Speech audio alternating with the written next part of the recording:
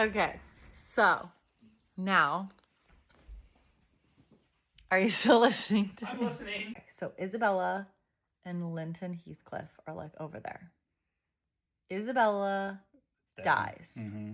And before she dies, she writes a whole letter to Edgar saying that she wants him to raise Linton at their house. And she absolutely does not want him going to live with his father, aka Heathcliff. At Wuthering Heights. Mm-hmm. So they do not intend to tell Heathcliff that they have the son at their house. Mm-hmm. And Catherine is forbidden from going to Wuthering Heights and like going anywhere else. They don't outright tell her you can't go to Wuthering Heights at first. They basically just like, they're super protective over her. And the only person she has to hang out with is her dad. And even though, and Nellie, and even though she loves them both so much, it's like the girl is an adventurer and she wants to go out into the world and like do different things, and they won't let her.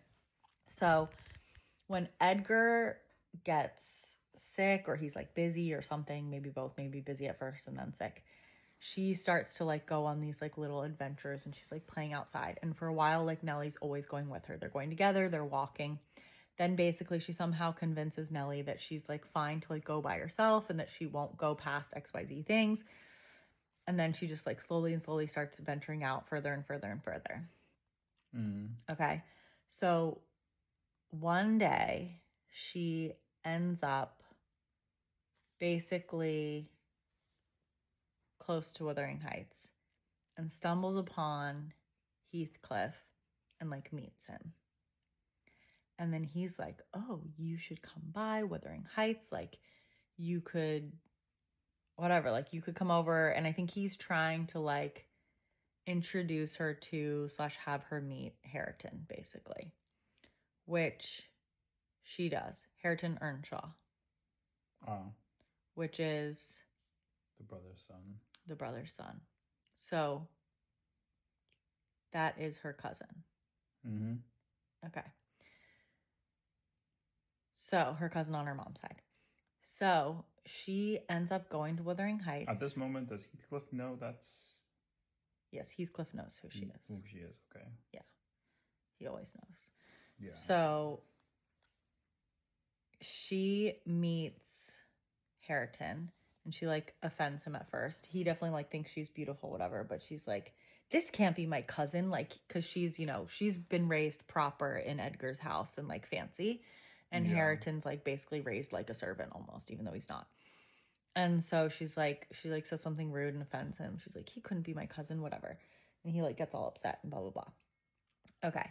So while she's there, she actually goes more than once too, I think. Although maybe only once in the beginning. I don't really remember. But basically she lets it slip because at this point they know that Linton Heathcliff is coming to live with them. He hasn't arrived yet, but he's like on his way. Mm.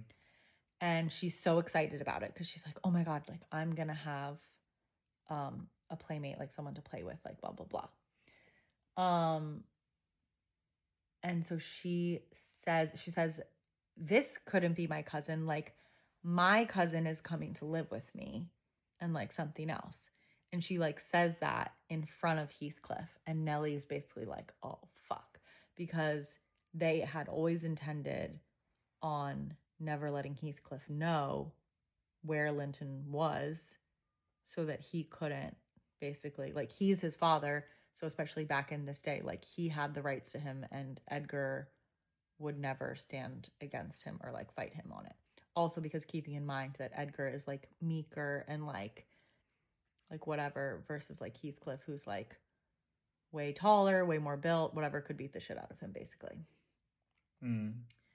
And there is a whole scene that actually they had him like being like, I could kill him, like I'll kill him, whatever. But like they actually like get to almost a fight. Like, sorry, I'm going backwards again, but Heathcliff and Edgar, back when Catherine is still alive, they like almost like fight over her. And Heathcliff says like, oh, I'll kill him. And Catherine's like, don't kill him. Like, I still love him too. Like, she loves both of them basically, but she loves Heathcliff more. But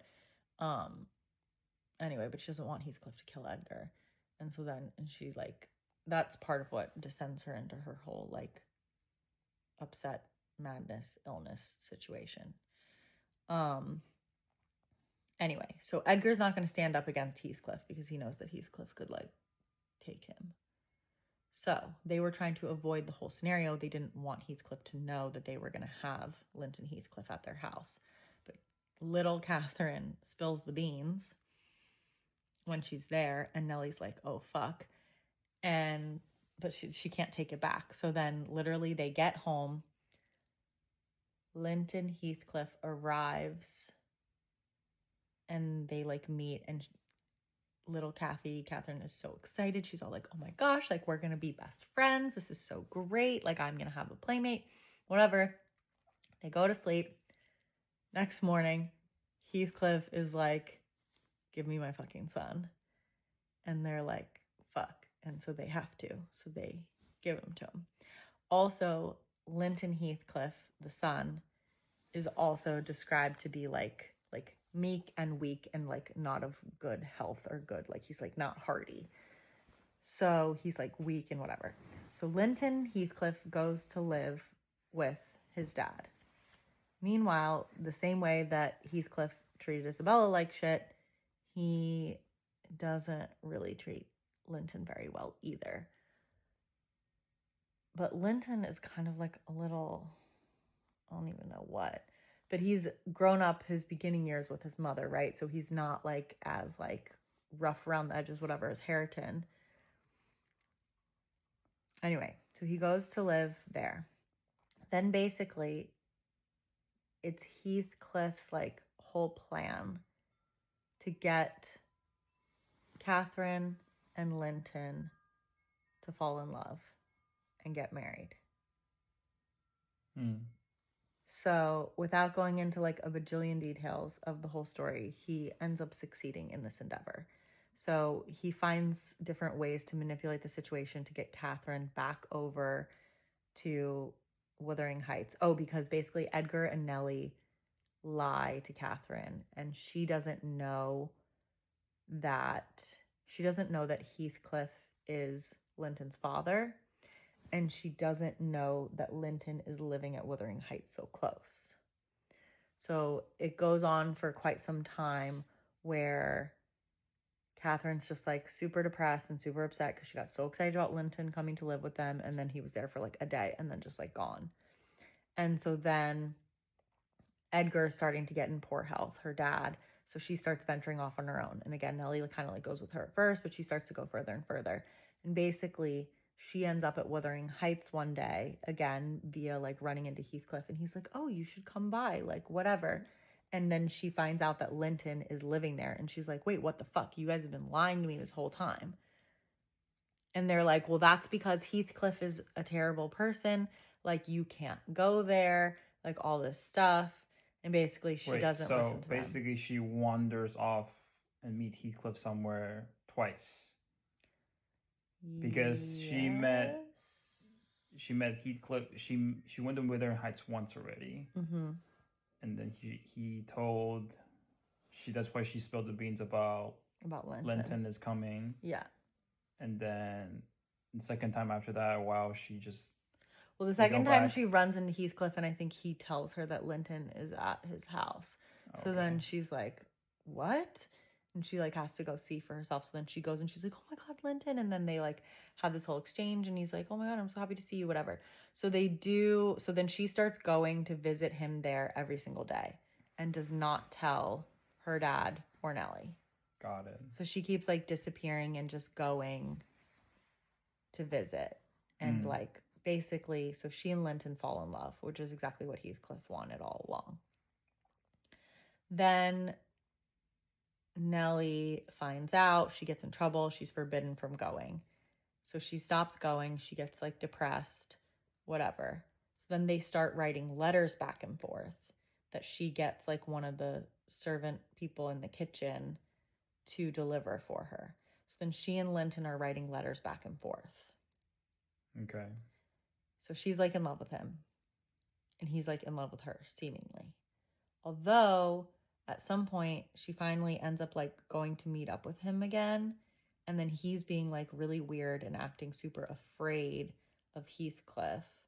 And basically it's become clear that Heathcliff is kind of like forcing him to write the letters and trying to manipulate the situation to get them to get married so that Catherine will then come be with Linton and live with them. And he succeeds in this endeavor. There's a lot of other like duplicitous situations kind of going on that kind of I don't remember the details. What she's like all the characters suck. They're all terrible. They all do horrible things. It's so funny. Okay. So I guess they stopped the movie halfway through. It's like, oh, it's kind of like nice, but now it's like it's second half of the movie is kind of shit. I guess that's what people say. So they're like, well, of course that's why they wouldn't make it into a movie. But I'm like, no, but like, first of all, I haven't finished yet. And second of all, I like low-key like the second half of the book. I don't know. Maybe I'm crazy. I probably am. No, but listen, babe, it's not over. Okay, I'm listening. So she gets manipulated into marrying Linton, essentially. There's like some whole thing of like, they drag her in, or like they get her into the house and then they lock the doors and they lock her in a room and then they lock Nellie in a room and they won't let anyone out until Catherine agrees to marry Linton. It's definitely very fucked up. Meanwhile, Edgar was already in poor health at home, her dad. But then when she and Nellie never come back, because they've essentially been kidnapped into the house at Wuthering Heights, he descends into this like depression and like becomes extremely unwell because he thinks that they're dead. So basically, finally, Catherine gets out. Nellie's still there locked up, but somebody lets Catherine out. And she manages to make it back to the house before Edgar dies. So she goes to see him and he's like, oh, thank God you're alive, like blah, blah, blah. And then she's basically like, she doesn't want him to know that she's in like a bad situation, but she also doesn't want him to worry about her. So she's like, don't worry, like I've married Linton and like, you know, we're going to be together. Everything's going to be okay. And he's like, oh, this is amazing. And then he like dies. Okay. So Isabella is dead. Edgar is dead. Catherine was already dead before that. So Heathcliff is the only one that's still alive. And now Catherine is married to Linton. Mm-hmm.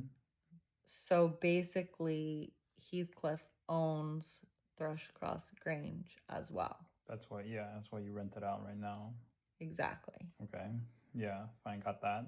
And so now Catherine Linton is now Catherine Heathcliff, which we already knew because in the very beginning of the book she's introduced as Catherine Heathcliff. You told me that. Okay. So Linton Heathcliff dies very shortly thereafter because he is weak, as we knew. But he's in poor health, even though he's young. They have put the kid together. No.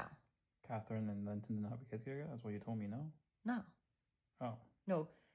Catherine Linton and Edgar Linton had a baby together before Catherine died. That is little Kathy. Yeah, no, I got that. Okay, Catherine I got that. Linton. Yeah. So Catherine Linton and Linton Heathcliff get married, but Linton Heathcliff dies pretty quickly. Okay. So right. No. So that's it. Okay, we're caught up to beginning of the book. Is it part? Yes. Okay. Yes. So now we're caught up to the beginning of the book. Exactly. Yeah. Okay. The beginning, which, like I said, it was the middle. It took you way too long to get there, but okay. I said it was the middle, but I'm now realizing it's really like 3/4 of the way through. Well, it took me so long to get there because it's like 3/4 of the way through the book. Now we're like almost done. Yeah.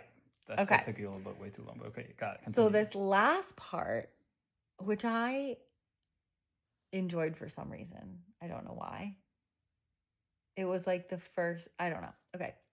Continue. Yeah, tell me. So now, for a while, Catherine is just like angry and bitter because she's been tricked into this marriage. She's like living in Wuthering Heights, which she thinks is like gross and whatever compared to the fancy place where she grew up.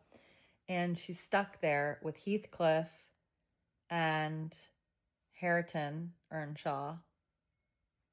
Mm-hmm. And no one else. And Joseph, 80-year-old old man who's like rude and annoying. Catherine, Hareton, and Heathcliff are living in Wuthering Heights. So at first, Catherine is like somewhat like mean and cruel and rude to Hareton. But at some point, she realizes like, at some point she decides like, okay, I'm going to try to teach him how to read. And I'm going to like do this and do that.